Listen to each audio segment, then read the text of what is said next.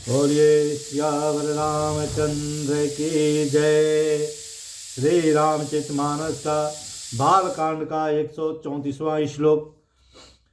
जेहि समाज बैठे मुनि जाई, हृदय रूप अहमिति अधिकाई।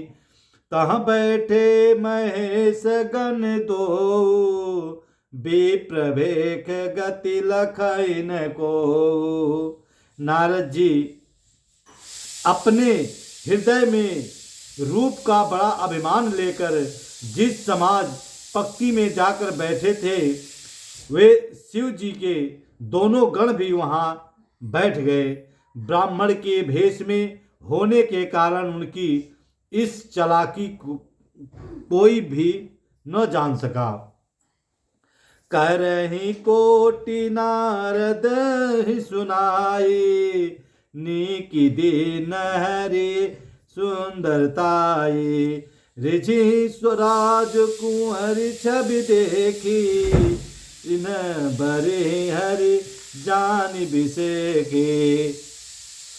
वे नारद जी को सुनाकर व्यंग वचन कहते थे।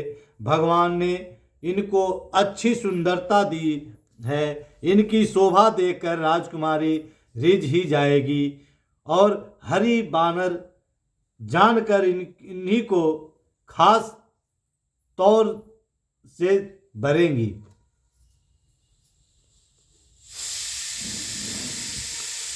मुनि ही मोह मन हाथ पर आए, हंस ही शंभु गण अति सचु पाए।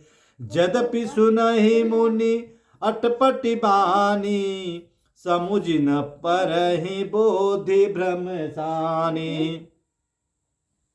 नारद मुनि को मोह हो रहा था, क्योंकि उनका मन दूसरे के हाथ माया के बस में था। शिव जी के गण बहुत प्रसन्न होकर हंस रहे थे, और यद्यपि मुनि उनकी अटपटी बातें सुन रहे थे, वे पर बुद्धि भ्रम में सनी हुई होने के कारण वे बातें उनकी समझ में नहीं आती। उन्हीं बातों की वे अपनी प्रशंसा कर रहे थे।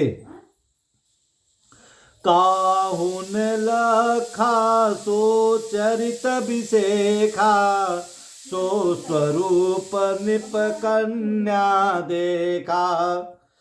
मरकट बदन भयंकर तेहि, देखत हृदय क्रोध बाते। इस विशेष चरित्र को और किसी ने नहीं जाना। केवल राजकन्याएं नारद जी का वह रूप देखकर उनका बंदर का सा मुंह और भयंकर शरीर देखते ही कन्या के हृदय में क्रोध उत्पन्न हो गया।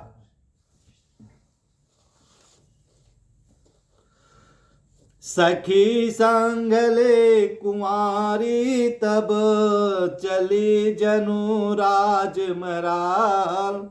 देखत फिरहि महीपसभ, कर सरोज जयमाल।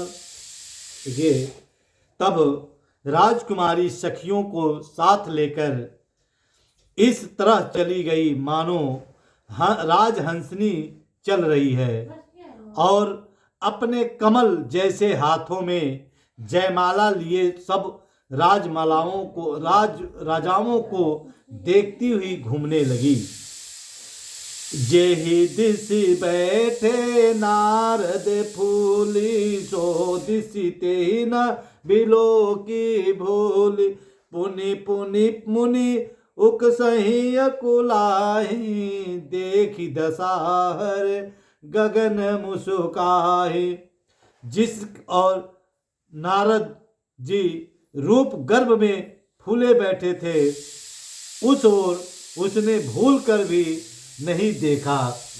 नारद मुनि बार बार उचकते भी छटपटाते हैं। उनकी दशा देखकर शिव जी के गण मुस्कुरा रहे थे। धरि नृप तनु मोतः गए हो कृपाला, कुंवरी हरस मिले जय माला। दुल्हन ले गए लक्ष्मी निवासा, नृप समाज सब भयउ विरागा। निराशा।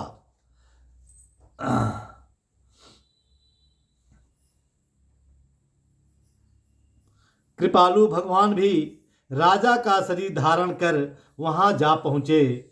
राजकुमारी हर्षित होकर उनके गले में जयमाल डाल दी। लक्ष्मी निवास भगवान दुल्हन को ले गए और सारी राजमंडली निराश हो गई।